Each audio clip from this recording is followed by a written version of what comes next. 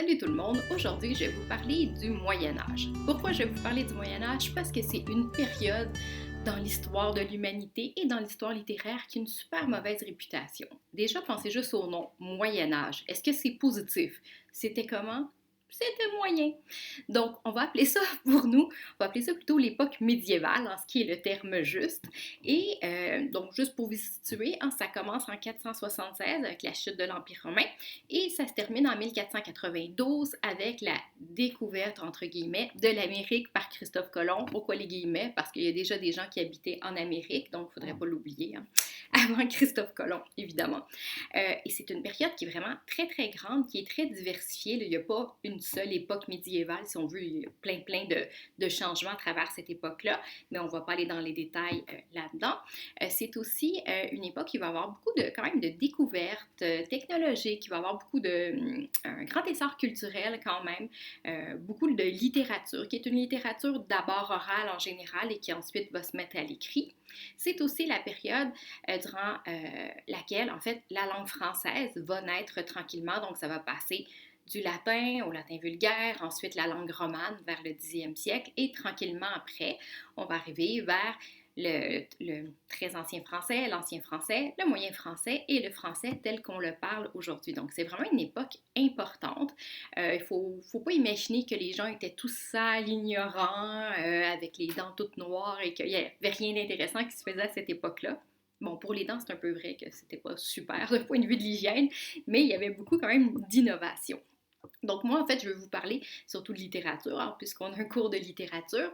Puis en fait, vous parlez un peu des genres littéraires qu'il y avait à cette époque-là. Donc il y a un genre littéraire qui est vraiment typique de cette époque-là. On appelle ça la poésie lyrique. Donc c'était des poètes qu'on appelait des troubadours ou des trouvères qui voyageaient partout en France et qui allaient dans les cours de différents seigneurs. Donc, c'était pas nécessairement des rois, mais des riches seigneurs. Et ils allaient là, ils récitaient leurs poèmes. Des fois, c'était accompagné de musique. Des fois, ils jonglaient en même temps. C'était vraiment à la mode de jongler en récitant des poèmes. On récitait des poèmes qui rendaient hommage souvent à la dame du château, par exemple. Ça pouvait être des poèmes qui parlaient beaucoup d'amour aussi. Le lyrisme, c'est parler de ses sentiments, parler du déchirement intérieur. Donc, c'était vraiment des poèmes tristes en général qui rendaient hommage à quelqu'un, à une femme, ou ça peut être aussi, par exemple, à la Vierge Marie. Ça peut avoir une connotation religieuse aussi. Donc, c'était vraiment le troubadour, qu'on appelait aussi trouvère par excellence, qui se promène partout, qui gagne sa vie comme ça en étant un peu, pas itinérant, mais vagabond, nomade, du moins. Donc ça, c'est le premier genre. Donc dans les documents que je vais vous donner, vous allez pouvoir justement voir un exemple de poème. Un autre genre littéraire, pardon, je tourne ma feuille, qui est vraiment typique du Moyen Âge, c'est ce qu'on appelle la chanson de geste. Donc, chanson de geste, c'est quelque chose qu'on n'a plus aujourd'hui. Donc ici, geste, ça ne veut pas dire que c'était par exemple, des chansons où on bougeait en même temps, c'est pas ça les gestes. Ici, c'est pas un geste, c'est plutôt féminin, c'est une geste. Et une geste, qu'est-ce que c'est? En fait, ce sont des exploits guerriers, tout simplement, qu'on va raconter. Donc, dans la chanson de geste, ce qu'on va faire, la chanson de geste la plus connue, c'est la chanson de Roland, c'est qu'on va prendre des événements historiques réels et on va les raconter, on va mélanger ça à de la fiction pour grandir les exploits de quelqu'un, par exemple, et on va mettre ça sous la forme d'une chanson qui était rimée. C'était un truc en mémotechnique pour pouvoir se rappeler plus facilement des paroles, et on récitait ces chansons-là. Donc, justement, ça pouvait être des troubadours aussi qui faisaient ça, de château en château, qui récitaient ces chansons-là et qui finissaient par être connues par tout le monde. Et c'était souvent une façon, en fait, de transmettre une connaissance historique, puis d'augmenter aussi une certaine fierté nationale. Si on raconte, disons, des exploits de quelqu'un qui a essayé de vaincre pour la France ou pour son seigneur, bien, ça va donner un sentiment de fierté. Donc, il y avait aussi une vision un peu politique là-dedans, si on veut, et on racontait donc, c'est ça, des exploits guerriers. Donc ça, c'est vraiment typique de cette époque-là. D'ailleurs, durant la session, on va travailler sur un extrait de la chanson de Roland. Souvent, ces textes-là étaient écrits de façon anonyme. C'est assez typique du Moyen-Âge, ça, c'est que les auteurs ne cherchaient pas à s'approprier une histoire. Souvent, ils prenaient des histoires qui existaient déjà, ou ils racontaient une histoire puis ils ne voulaient pas que leur nom y soit associé nécessairement parce qu'ils avaient l'impression qu'ils écrivaient au nom de la nation, au nom de Dieu, donc pour eux, c'était pas nécessaire. Autre genre littéraire qui a commencé à naître à cette époque-là, c'est le roman. Le roman s'appelle roman à cause de la langue romane, le roman. Donc, c'est vraiment les débuts de la langue française au 10e siècle. Et les romans, la particularité de ceux-ci lors de l'époque médiévale, c'est qu'en fait, on n'essayait pas d'écrire des histoires qui étaient originales. On se servait plutôt, en fait, d'histoires, de légendes qui étaient déjà connues et on les mettait sur papier pour que ça soit raconté à d'autres personnes après. Je vous donne un exemple. Il y a Tristan et Isolde, qui est vraiment le roman, je pense, le récit le plus connu du Moyen Âge, une histoire d'amour impossible. Là, on n'invente rien, entre Tristan et Isolde qui tombent follement amoureux l'un de l'autre parce qu'ils ont bu une potion, un filtre magique qui les rend fous amoureux l'un de l'autre, mais ils ne peuvent pas se marier parce que Isolde est promise à l'oncle de Tristan. Donc, ça veut dire qu'en fait, il est amoureux de sa tante. Si on comprend bien. Donc, cette histoire-là, elle a été racontée par plusieurs auteurs, puis aujourd'hui, les versions qu'on lit de ça, ça vient en fait, de fragments, de récits qu'on a retrouvés ensemble, mais on a retrouvé sur des vases et des artefacts là, beaucoup plus anciens que le texte en tant que tel, on a retrouvé des scènes de Tristan et Isolde. Donc, ça veut dire que cette histoire-là existait avant qu'elle soit écrite. Et ça, c'est vraiment typique du Moyen Âge, c'est qu'on va plonger dans les récits folkloriques qui sont connus d'à peu près tout le monde, puis on va juste les retravailler et les enrichir et on va écrire à partir de ça. Donc, encore une fois, on ne cherche pas à mettre notre nom sur les textes. Il y a un auteur qui est très connu de romans qui, lui, est connu par son nom, c'est Chrétien de Troyes, et c'est lui qui écrit toute la série, si on veut, des Chevaliers de la Table Ronde avec Lancelot, Merlin et tout ça. Mais encore une fois, c'était des histoires qui existaient déjà avant, c'était des légendes. Et ça, c'est vraiment nouveau parce que aujourd'hui, pour nous, quand quelqu'un écrit un roman, un texte, peu importe, on va beaucoup parler de l'originalité. Est-ce que c'est quelque chose qu'on connaît déjà? Si oui, on va trouver que c'est moins intéressant. On valorise beaucoup l'originalité, l'individualité. Cette époque-là, on n'a pas ça du tout. Là. On ne doit pas être un individu, on est quelqu'un qui représente Dieu, qui représente son peuple.